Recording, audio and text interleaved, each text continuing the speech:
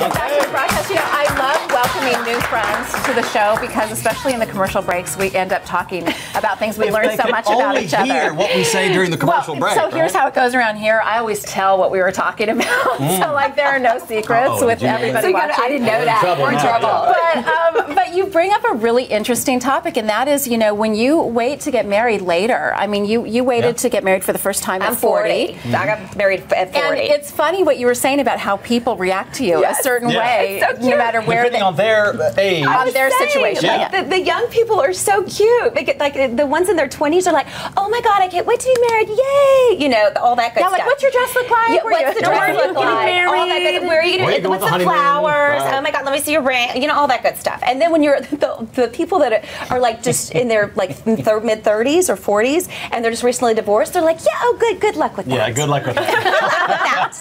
And then the older people that have been married forever are like, you say, oh, how long? They tell you how long they've been married. Oh, we've been 25 years. Now let me give you some advice. Yeah. That's the older people who've been married forever. Whether you ask for it or not, you're going to get some advice, right? Exactly. There's three different kinds of advice. The really young ones that get all excited, and then the ones that are just divorced are like, yeah, good luck with that. It's just like all bathed in Did you get a prenup? No. See, but did you feel that way? Like, I'm 31 and I've waited. I mean, I'm kind of hitting a stride in a career standpoint, so I think marriage and relationships are kind of on the back burner to some degree, because I don't think I'd be a very good girlfriend right now, quite frankly. But did you feel like the longer that you waited that you kind of felt like you had so much good advice from friends that had been married and divorced, and friends that had gotten married early or gotten married late, that you were like, okay, I got this. I'm good. Like when I was 31, I was at that point where it was like, oh my God, I'm never gonna have a baby. I'm never gonna do I need to freeze my egg? Do I need to freeze my egg? My girlfriends are going through that right now that are in their 40s. But there's a flip side of that, though. These days, are you concerned when you hear about people who get married really, really young? Really? See, I am. I'm like, okay. Like, I would consider early 20s. I would be concerned about getting married right out of college, maybe. I mean, that's what I did. I was 22. We were married for 13 years and divorced. My wife and I both got married a little bit later. I was 39. She was 30. 29, 30 when we got married, and we both. Really? Wait a minute.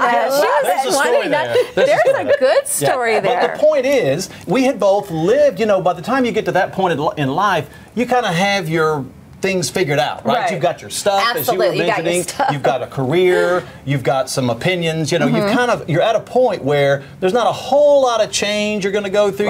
You are who you are. Well, I think what you look for when you're like what I looked for in a guy when I was 22, 24, 26, 28 was totally different than what I look for now. It's like, do you have a 401k? Like, are you stable? What is your family life like? Like, are you clean? Like, I need to know. Like, I need like medical history.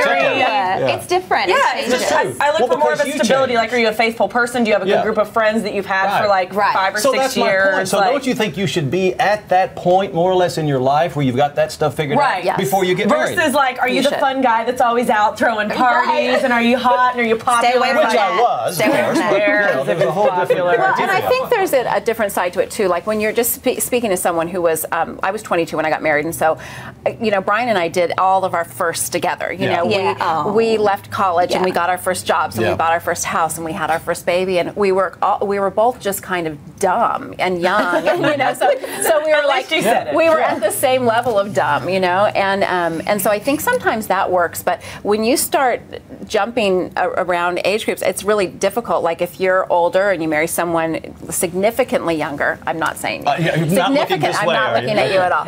Significantly younger, you know, then you deal with some of those boundaries about you know. I have guy friends that are in their mid 30s and they date girls that are like 24, and I'm like, okay, and they're like, Courtney, don't be so negative. I'm like, I just talk to me in like 3 months, like because then they realize, okay, these girls can't like hold a conversation. They can't talk about anything intelligent. You run out of things to talk about, It's like you're hot, cool. And I remember, you know, being younger and thinking like an older man was attractive, and there's something about it when you're younger that's like holds some sort of allure, you know.